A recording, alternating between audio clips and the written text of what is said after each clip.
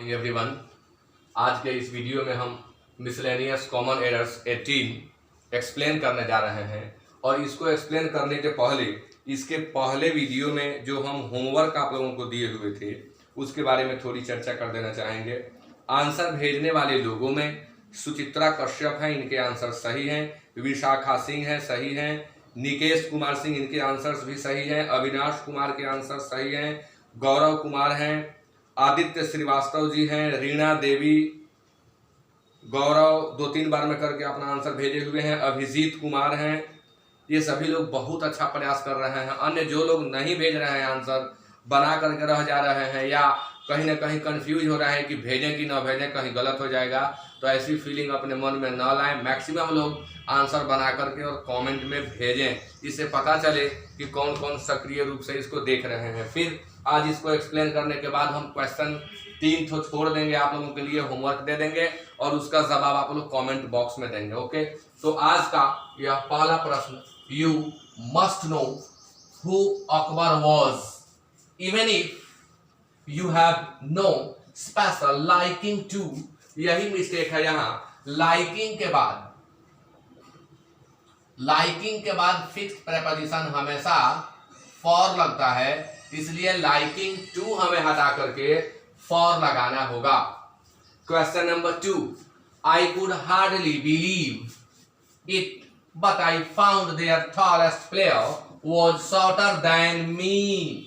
तो देन के बाद यहाँ इस ट्रिक को आप सीख लेंगे कि कहीं भी वाक्य में देन या एज के बाद नॉमिनेटिव केस या सब्जेक्टिव केस का प्रयोग किया जाता है, इसलिए वहां देन के बाद मी नहीं, देन के बाद आई होना चाहिए था। बहुत ही हल्का प्रश्न था, 2 number. Question number 3, his friend prevailed with him. यह इडियोमेटिक क्वेश्चन है, फ्रेजल वर्ब पर आधारित क्वेश्चन है। प्रिवेल विथ होता ही नहीं है। प्रिवेल का अर्थ होता है छा जाना, व्याप्त हो जाना, और जब इसे हम फ्रेज के रूप में यूज करते हैं तो यह प्रिवेल ऑन या अपॉन होता है, जिसका अर्थ होता है परसुएड, राजी कराना या मना लेना। परसुएड इसका अर्थ होता है। और एक दूसरा होता है प्रिवेल ओवर।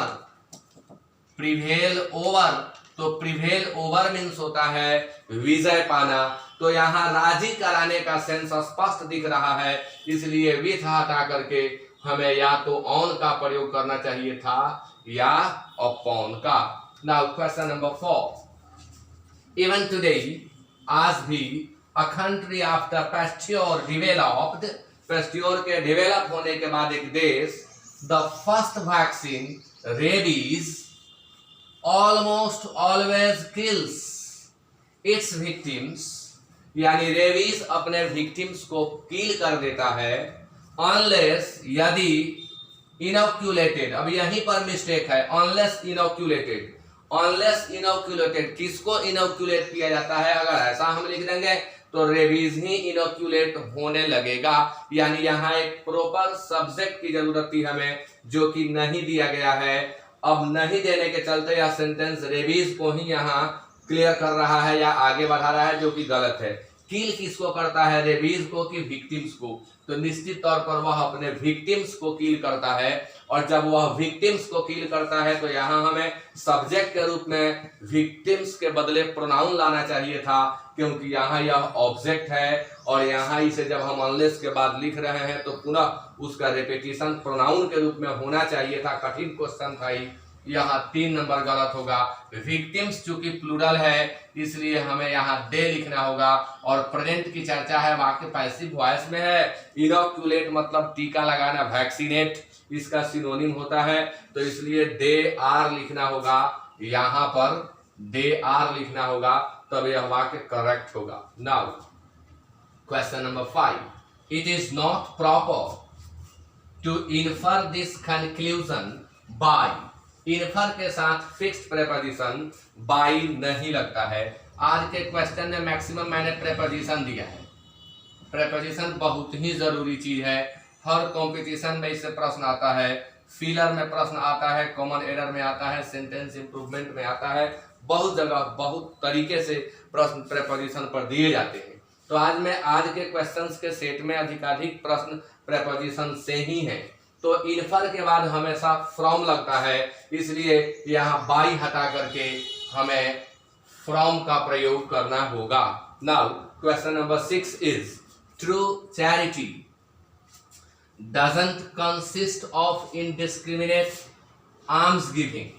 अगर आप वास्तव में दान करते हैं तो इसका मतलब यह नहीं होता है कि आर्म्स इनडिस्क्रिमिनेट देते चलिए, अंधाधुंध जो आए उसी को भिक्षा देते चलिए। नहीं, भिक्षा देना है किसको किसको नहीं देना है, यानी इसमें अंतर करना चाहिए। आप इनडिस्क्रिमिनेट देते हैं माने अंधाधुंध देते चलते हैं। खैर बात वहां इनडिस्क्रिमिनेट में नहीं है, यहाँ गड़बड़ है कि कंसिस्ट के बाद ऑफ लग गया है। कंसिस्ट ऑफ यहाँ गलत है, पूरा सेट गलत है उसका। कंसिस्ट ऑफ का प्रयोग हम करते हैं से मिलकर बना होना, से मिलकर बना होना, यानी जहां दो तीन या अनेक चीजों को मिलाकर कोई एक चीज बनाई जाती है वहां हम कंसिस्ट के बाद ऑफ का प्रयोग करते हैं। और जहां अर्थ होता है में निहित होना, यानी true charity doesn't consist in, तो इसलिए में निहित होना का अर्थ है। और जब में निहित का अर्थ है तो हमें कंसिस्ट के बाद इन का प्रयोग करना चाहिए था। में निहित होना इसका अर्थ होगा। Next question 7, while playing cricket his both hands, यह फॉर्मेशन गलत है। his both hands हम नहीं कह सकते, his all friends नहीं कह सकते। इसके पहले वीडियो में all का प्रयोग हम बताए थे और वहां बताए थे कि all के बाद मायावरी और his का प्रयोग करना चाहिए। ठीक उसी तरह से बोथ के बाद पजेसिव एडजेक्टिव का प्रयोग होता है। कहीं भी जब बोथ के साथ पजेसिव एडजेक्टिव का प्रयोग करना हो तो बोथ लगा लें और उसके बाद आप पजेसिव एडजेक्टिव का प्रयोग करें। Okay, now question number 8 is no less than 20 persons. यहीं पर इंपॉर्टेंट चीज है, 20 पर्सन्स काउंटेबल नाउन की चर्चा की गई और यहाँ लेस का प्रयोग कर दिया गया जो कि गलत है, क्योंकि लेस का प्रयोग से कम के अर्थ में अनकाउंटेबल नाउन के पहले करते हैं, मनी के अमाउंट को व्यक्त करने के लिए करते हैं। और से कम के अर्थ में अगर काउंटेबल नाउन आता है तो वहां हमें फ्यूअर का प्रयोग करना होता है। तो चूंकि यहाँ जिस नाउन की चर्चा की जा रही है वह काउंटेबल है, इसलिए लेस शब्द गलत है। लेस के जगह पर हम लोगों को फ्यूअर का प्रयोग करना होगा। Now question number 9 is from all the hill stations I like Nainital the most. यह वाक्य सुपरलेटिव डिग्री में है और सुपरलेटिव डिग्री में से के अर्थ में ऑफ या इन का प्रयोग किया जाता है। इन से भी बेहतर होता है, कई लेखकों ने अपने पुस्तक में लिखा है कि इन के प्रयोग से भी बचें, ऑफ का प्रयोग करें। यानी जो भी हिल स्टेशंस हैं उनमें मैं नैनीताल को सबसे अधिक पसंद करता हूं। तो में से सुपरलेटिव डिग्री के सेंस में हम ऑफ का प्रयोग करते हैं, फ्रॉम का नहीं। नाउ क्वेश्चन नंबर 10, दो हिंदी ध्यान देंगे वाक्य के प्रारंभ में दो या ऑल्दो है। Though Hindi has been given the status of national language still there are certain parts of the country where it has yet to win its rightful place। तो वाक्य के प्रारंभ में जब दो या ऑल्दो का प्रयोग किया गया हो तो उसके बीच में हमें येट का प्रयोग करना होता है। कंजंक्शन के अंतर्गत यह रूल आता है कि जब वाक्य के प्रारंभ में दो या ऑल्दो का प्रयोग किया गया हो तो हम येट का प्रयोग करेंगे या कॉमा का प्रयोग करेंगे, किसी अन्य कंजंक्शन का प्रयोग नहीं करेंगे। ये दिमाग में कभी भी भ्रम न बनना चाहिए कि अगर दो या ऑल्दो शुरू में है तो बाद में येट ही होगा, नहीं। अगर कॉमा दिया हुआ है तो वाक्य सही हो जाता है।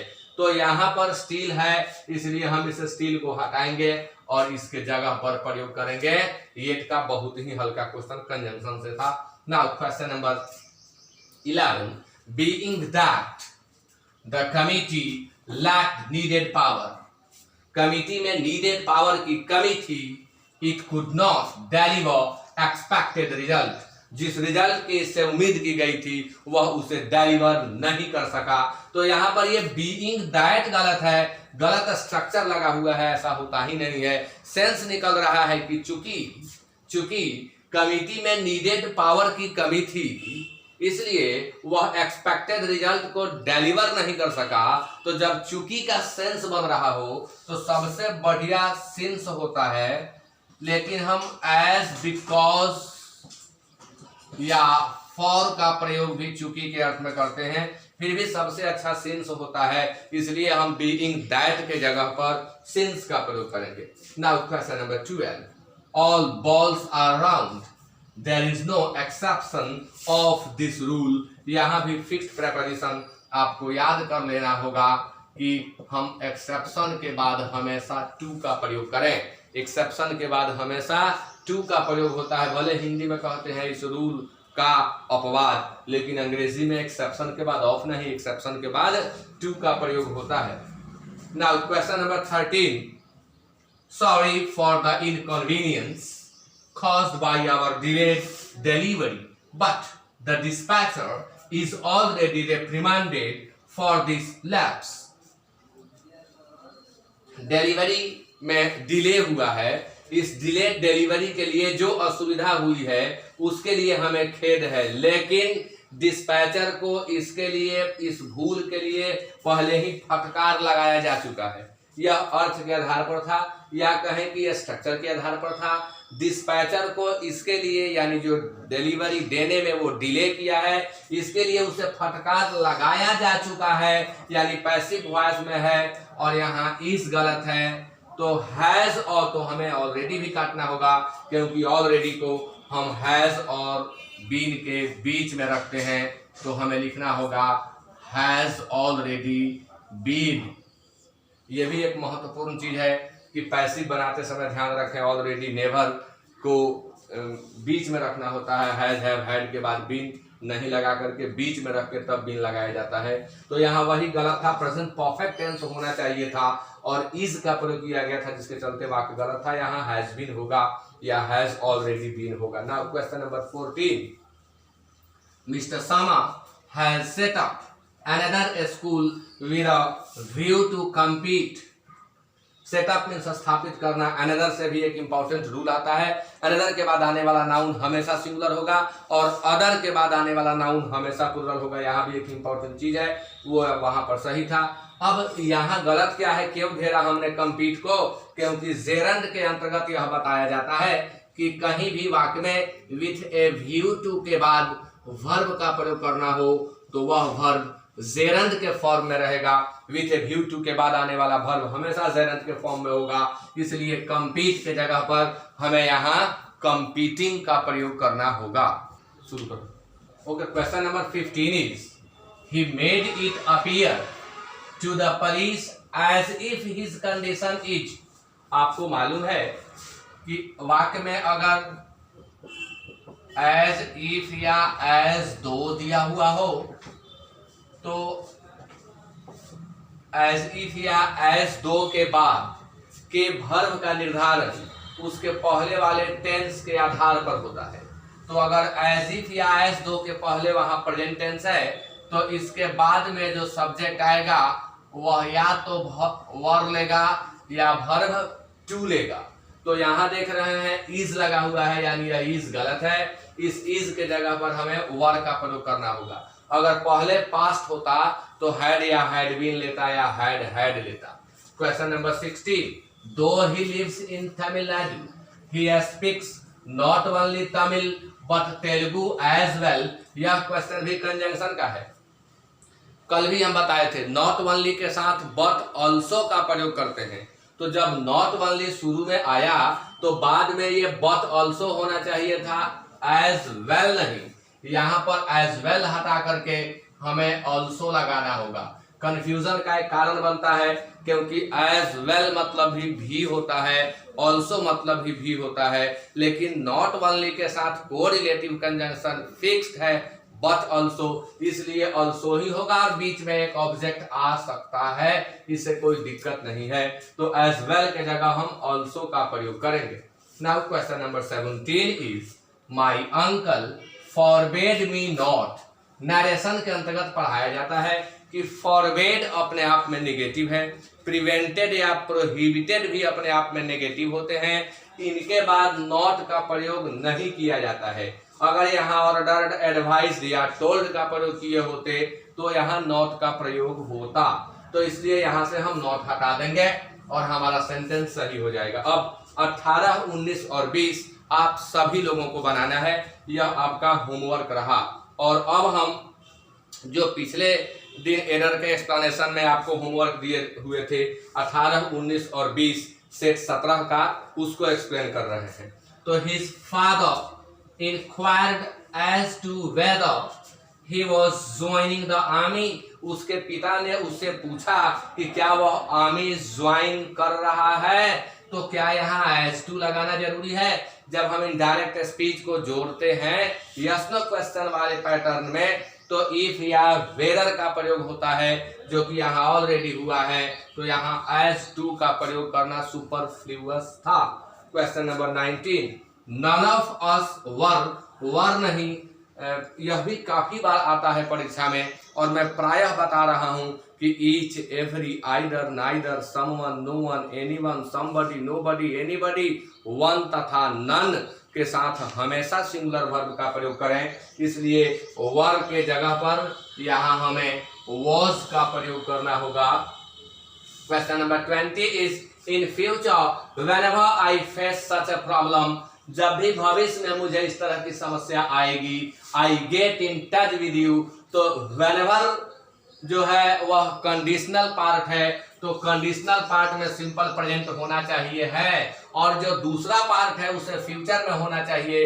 इसलिए गेट के बदले हमें वहां विल गेट का प्रयोग करना होगा, क्योंकि कंडीशनल पार्ट सिंपल प्रेजेंट में है तो दूसरा पार्ट सिंपल फ्यूचर में होगा। तो इस तरह से इस सेट के इन तीनों क्वेश्चन को मैंने बता दिया।